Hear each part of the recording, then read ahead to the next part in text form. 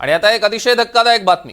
आमच्या अंगात महापुरुष येत असल्याचा बनाव करत एका कुटुंबाला नरबळी आणि गर्भपाताचा सल्ला देऊन शारीरिक आणि आर्थिक फसवणूक केल्याचा धक्कादायक प्रकार सांगलीच्या विटा येथे उघडकीस आलेला आहे। या प्रकरणी विटा पोलीस ठाण्यामध्ये 3 भोंदूंविरोधात गुन्हा दाखल करण्यात आलाय। विटा येथील कडेश्वर धाम आध्यात्मिक संस्थेच्या माध्यमातून 3 भोंदूंकडून एका महिलेला तिच्या कुटुंबियांचे प्रश्न सोडवण्यासाठी नरबळी आणि गर्भपात करण्याचा धक्कादायक सल्ला देत शारीरिक आणि आर्थिक फसवणूक करण्यात आली आणि उपचाराच्या नावाखाली पीडित महिलेच्या पतीला काठीने मारहाण देखील करण्यात आली।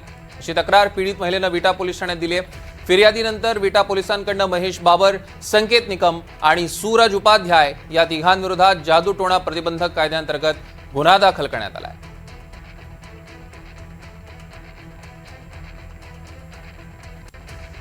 सांगलीतनं अतिशय धक्कादायक बातमी आपण बघतोय।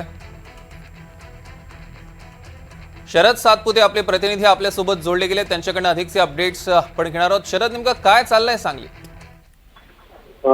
नक्कीच सौरभ, सांगली जिल्ह्यातील विटा येथे प्रकार घडलेला आहे। अंगात महापुरुष येतात असे सांगून नरबळीची मागणी केलेली आहे आणि याबाबत विटा येथे पोलीस स्टेशनमध्ये भोंदू बाबा विरोधात गुन्हा दाखल झाला आहे। कडेश्वर धाम आध्यात्मिक संस्थेच्या माध्यमातून 3 भोंदूकडून एका महिलेला तिच्या कुटुंबाचे प्रश्न सोडवण्यासाठी नरबळीचा सल्ला देणार होता। शारीरिक व आर्थिक फसवणूक करण्यात आल्याची घटना घडलेली आहे। उपचाराच्या नावाखाली पीडित महिलेच्या पतीला काठीने मारहाण करण्यात देखील आल्याची घटना घडलेली आहे।